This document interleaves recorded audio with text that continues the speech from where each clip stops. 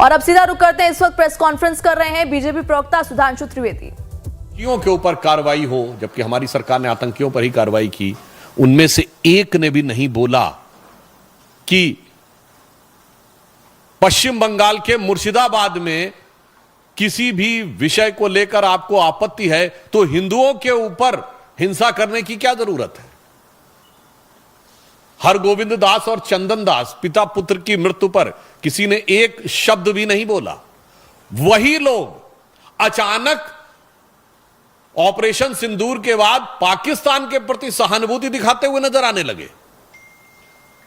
इसमें जो फाइंडिंग्स आई हैं, पहला पॉइंट जो तृणमूल कांग्रेस ने यह प्रचार करने का, भ्रम पैदा करने का प्रयास किया था कि इसमें बाहर के लोग शामिल थे।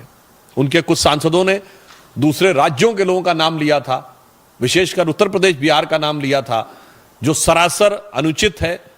परंतु इस फाइंडिंग में बहुत साफ साफ तौर पर तृणमूल कांग्रेस के नेता और MLA of April from 2 PM onwards under the instructions of local councillor Mehboob Alam and police and administration done nothing.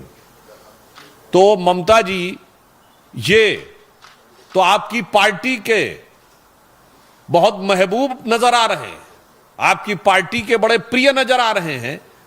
यह बात अब फाइंडिंग्स में बिल्कुल साफ हो गई। दूसरा विषय यह आया कि एक कुल मिलाकर इसमें बताया गया कि total of 113 houses were damaged and they even fled to Malda. जो यह कहने का प्रयास किया गया था कुछ नेताओं के द्वारा कि ऐसा तो कुछ खास हुआ ही नहीं, कोई महत्वपूर्ण, कोई ऐसी उल्लेखनीय घटना नहीं हुई, यह बात बिल्कुल साफ सामने आई कि 113 जो हाउसेस थे वो पूरी तरीके से विध्वंस हुआ और लोगों को वहां से पलायन करने पर बाध्य होना पड़ा।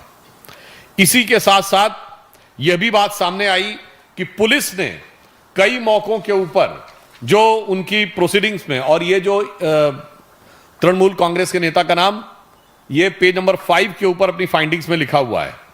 फिर यह बताया गया कि they want a permanent BSF camp and central arm police for their own protection. यानी पहले तो लोगों के घर विध्वंस हुए, फिर लोगों को पलायन पे बाध्य होना पड़ा, और पश्चिम बंगाल की पुलिस पर उनका इतना विश्वास हो गया कि वो सीमा सुरक्षा बल और केंद्रीय सुरक्षा बलों के ही कैंप में रहने के लिए उद्यत थे।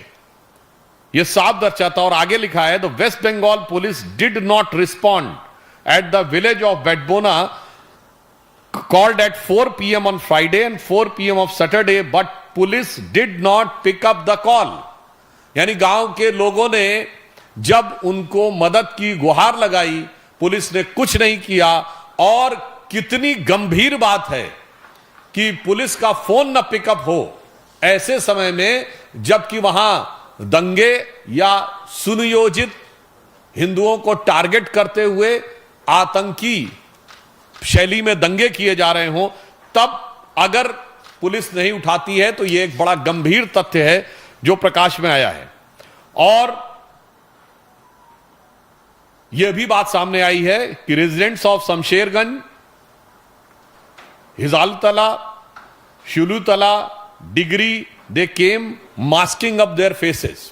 यानी यह भी बात साफ आई कि चेहरा छुपाकर लोग सुनियोजित ढंग से हिंसा करने के लिए आए थे। एक बात बहुत स्पष्ट हो गई है कि हिंसा का प्रकार चाहे कोई भी हो, राजनीति का प्रकार चाहे कोई भी हो, वार सिर्फ और सिर्फ हिंदू समुदाय के ऊपर है। अगर पहलगांव में चुन चुन कर हिंदुओं को मारा गया तो मुर्शिदाबाद में चुन चुनकर हिंदुओं के घर, मकान और लोगों को मारने का प्रयास किया गया। मुझे लगता है कि अब इसके बाद पश्चिम बंगाल सरकार के पास किसी प्रकार का मुंह नहीं रह गया है यह कहने का कि वहां पर हिंसा नहीं हुई थी। नंबर 2, अब बिल्कुल साफ है कि वहां हिंसा हुई, सुनियोजित हिंसा हुई, तृणमूल कांग्रेस के नेताओं के इशारे पर हिंसा हुई, और बाकायदा धर्म और समुदाय देखकर हिंसा की गई। तो अब मैं पश्चिम बंगाल की मुख्यमंत्री ममता बनर्जी जी से पूछना चाहता हूं कि उनके ममतामयी हृदय में कब वह करुणा जागेगी कि वो अपने नेताओं पर कार्रवाई करेंगी।